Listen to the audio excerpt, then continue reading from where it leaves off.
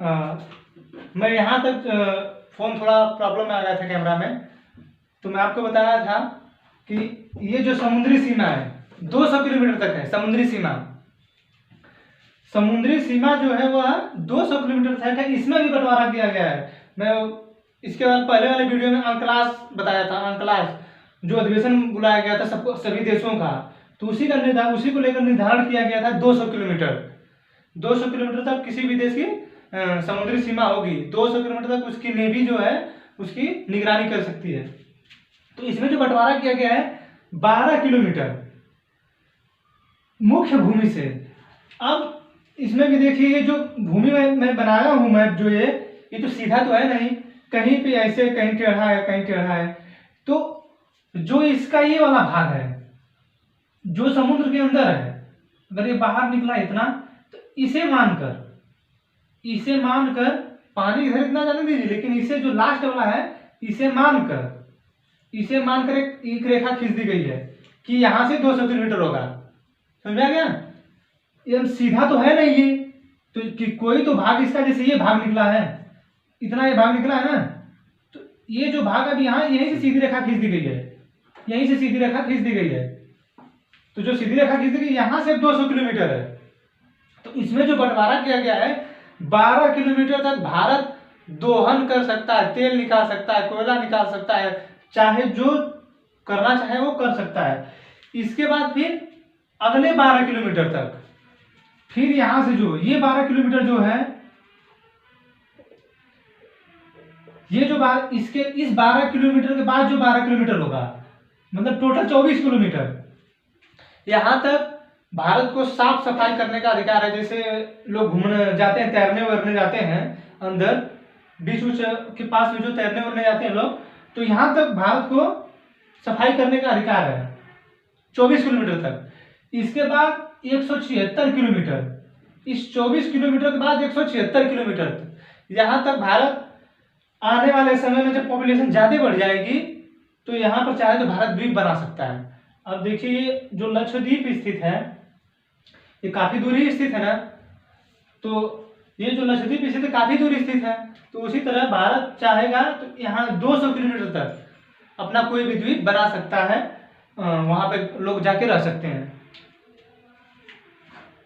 अब देखिए, ये सब तो देख लिए, अब थोड़ा सा आ जाइए इस पर, कर्क रेखा पर। इस सभी को मिटा दे रहे हैं, इन सभी को मिटा दे रहे हैं।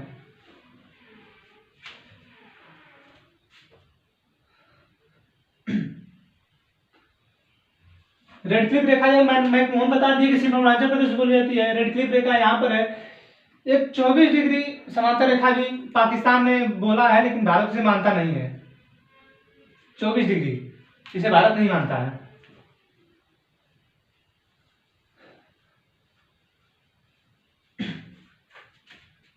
ये सब तो समझ में आ गया ना। 176 किलोमीटर का कैसे है, फिर 12 किलोमीटर, फिर 12 किलोमीटर कैसे है।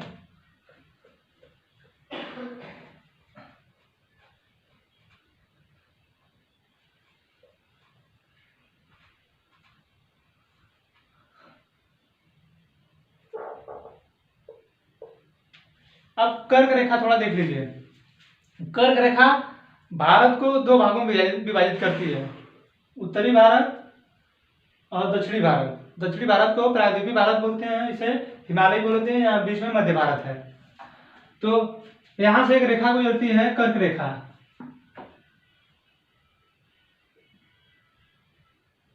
कर्क रेखा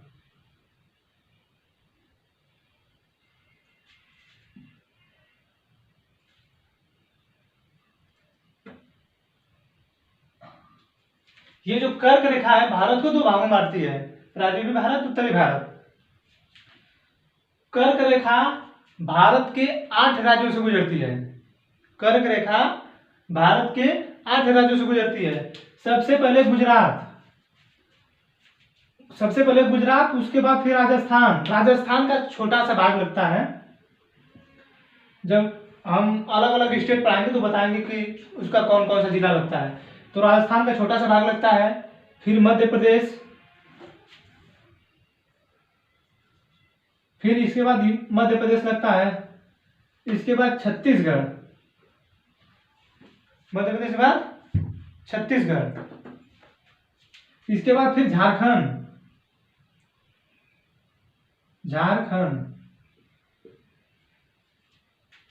झारखंड हुआ। इसके बाद फिर पश्चिम बंगाल, पश्चिम बंगाल से भी कर्क रेखा गुजरती है। यहाँ पे जो वेस्ट बंगाल है ना लिखे थे अभी, तो वेस्ट बंगाल यहाँ से भी गुजरती है। और इसके बाद भारत के पड़ोसी देश बांग्लादेश से गुजर जाती है। फिर इसके बाद जो त्रिपुरा 3 तरफ से घिरा है बांग्लादेश से, इससे गुजरती है। फिर इसके बाद मिजोरम से के बाद फिर बाहर चली जाती है। तो भारत के 8 राज्यों से जो रेखा गुजरती है, गुजरात, राजस्थान, मध्य प्रदेश, छत्तीसगढ़, झारखंड, पश्चिम बंगाल, त्रिपुरा और मिजोरम। तो ये कहीं से भी क्वेश्चन, आयोग को क्वेश्चन पूछना हो कहीं से भी क्वेश्चन पूछ सकती है। आपको सिर्फ ये याद रहना चाहिए, चाहे पूर्व से पश्चिम याद करिए, चाहे पश्चिम से पूर्व याद करिए, वो बीच से ही उठा देगा, बीच से ही उठाएगा। और पूछ दिया कि छत्तीसगढ़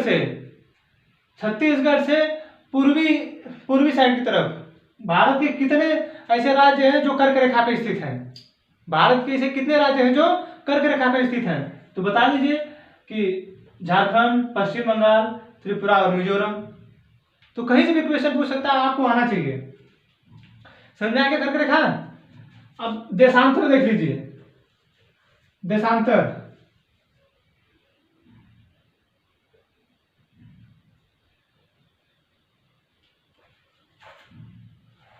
हम जब वर्ल्ड में पढ़ाएंगे तो आपको बताएंगे कि जो कर्क रेखा है भारत के 8 राज्यों से गुजरती है, लेकिन पूरे विश्व में 17 देशों से गुजरती है, पूरे विश्व में 17 देशों से गुजरती है।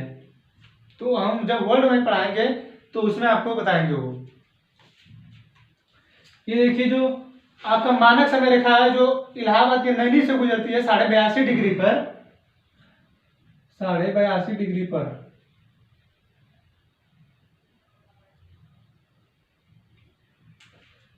जो इलाहाबाद के नैनी से गुजरती है, बहुत जगह मिर्जापुर बोलता है, तो कंफ्यूजन नहीं। अगर नैनी नहीं दिया, अगर मिर्जापुर दिया है तो मिर्जापुर बताएंगे, अगर नैनी दिया है तो उस पर फिर नैनी बताएंगे।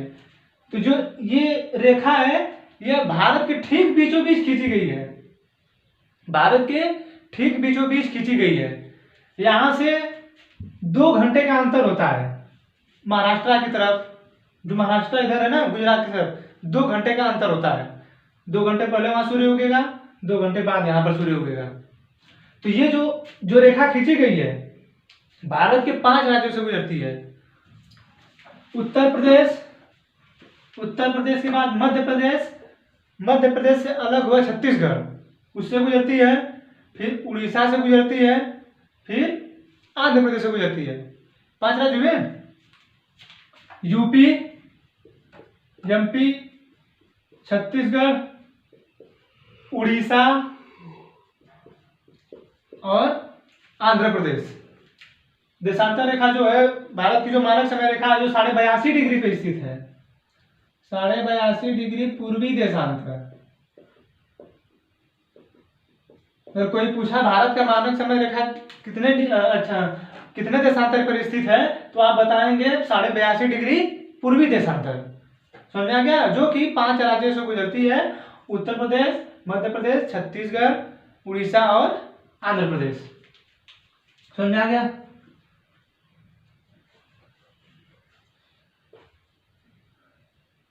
अब इसके जो है 22 भाषाओं को जान लीजिए।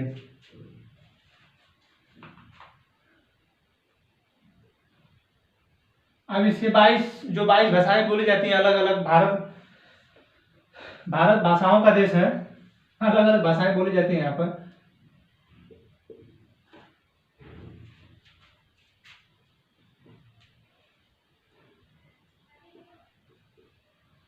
सबसे पहले यहां से शुरुआत करिए। याद करना बहुत आसान है, याद करना बहुत आसान है। यहां से शुरू करें।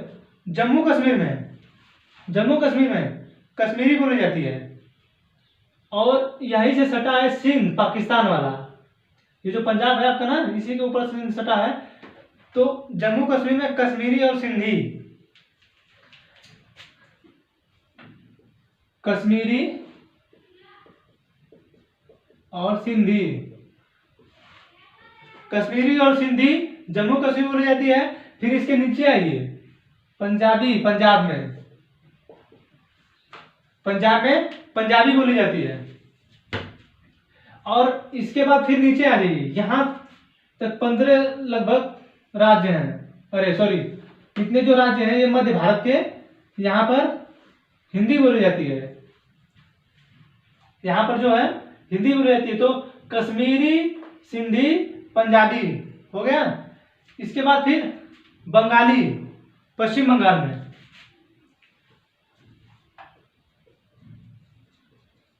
पश्चिम बंगाल में बंगाली, असम में आसामी बोली जाती है। बंगाल में पश्चिम बंगाल में बंगाली, असम में आसामी। इसके बाद यहाँ ये उड़ीसा में उड़िया बोली जाती है, उड़िया, उड़ीसा में। फिर यहाँ पर आइए गुजरात, गुजरात में गुजराती। महाराष्ट्र में जो बोली थी मराठी, महाराष्ट्र में मराठी। इसके बाद फिर आंध्र प्रदेश में तेलुगु बोली जाती है, तेलुगु। और तमिलनाडु में जो है वो तमिल बोली जाती है। कर्नाटक में कन्नड़ी बोली जाती है, कन्नड़ी। और जो केरला है यहाँ पर मलयालम बोली जाती है।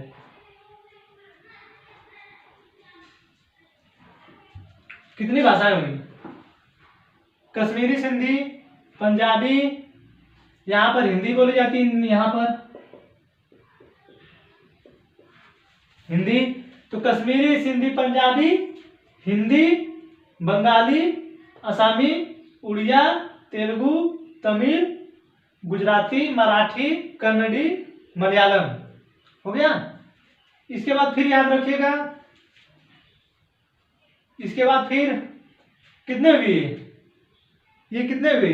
1 2 1 3 4 5 6 7 8 9 10 11 12 13 14 14 हो गए। इसके बाद ये जो 14 हो गए थे, 14 ये बता देते। अब देखिए, उर्दू और संस्कृत, उर्दू संस्कृत 16, मणिपुरी, कोंकणी और नेपाली, मणिपुरी, कोंकणी और नेपाली। नेपाली जो है बिहार वाले साइड में जो आके लोग रहते हैं, उत्तर प्रदेश और बिहार, गोरखपुर वाले में, तो यहाँ पर भाई रहते हैं लोग, तो उनके हिसाब से भाषाएं यहाँ पर भी बोली प्रयोग की जाती है। और जो मणिपुर है, यहाँ के लिए मणिपुरी है, गोवा के लिए कोंकणी है, कोंकणी जो है गोवा के लिए है। बोडो, डोगरी, मैथिली, संथाली 4 भाषाएं ये बोली जाती हैं। तो भारत में टोटल 22 भाषाएं। 14 वो थी, 2 16, 4 20 हो गया।